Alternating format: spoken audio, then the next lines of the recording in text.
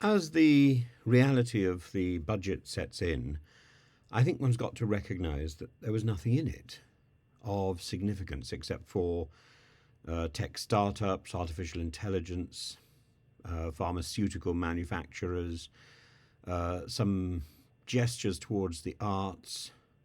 But you've got to remember that so many of those things were pigeon feed after so much has been taken away. And IT investment for the NHS, for the police, for the courts, great, great. But there was a hole in the centre of the budget, and it's not simply that there was nothing else there that hadn't been leaked beforehand. It was that it lacked any sort of vigour. If this was a budget that was supposed to anticipate an election, it certainly didn't get my blood boiling. It got the blood boiling of the SNP, but that's the wrong side. It didn't energise Conservatives. I think it didn't really energise the Labour Party. It didn't energise the people who it was targeted at. It was delivered.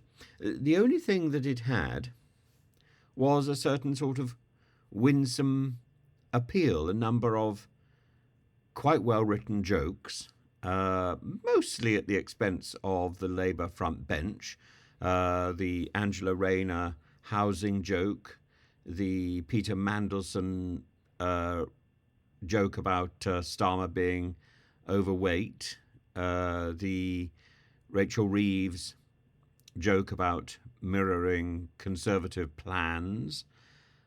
But that isn't enough. And it certainly isn't enough when it's delivered by somebody who, while he may look like Mr. Bean, he doesn't have the charisma factor to pull it off. He would have been better off putting his teddy on the dispatch box and playing the part. If he played the part, maybe then he might have had some sort of significance. As it is, he's a drip of a prime I was going to say a drip of a prime minister. Thank God he's not. He's a drip of a chancellor who's limped from one ministerial position to another, all of which he's done badly. And there's still lingering problems with the NHS from his time. And his name is still cited by whistleblowers and those invested in the misery of NHS problems that he caused on his watch, and the digital culture, media and sport from which he got his spoonerism rejig. But the problem is he is insubstantial. You could blow him away. And what is the point of having an insubstantial chancellor who's got a long speech to deliver, and the only thing that is in that speech is personality, of which he has none. It was jettisoned. It was left at the door.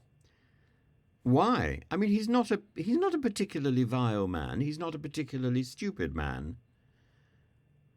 But he's clearly been told that the personality that comes with him is not something that is wanted in the modern parliament. And that is a lesson told to so many of our current MPs. Leave your personality at the door, wear a tie and a suit.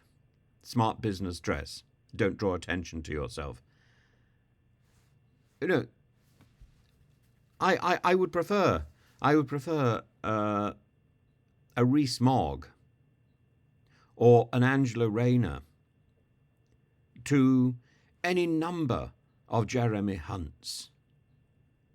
Jeremy Hunt, as I say, the only thing he's got going for him is that his name trips off the tongue, and one feels slightly naughty saying it. Jeremy Hunt. Jeremy Hunt. Ooh, schoolboy giggle.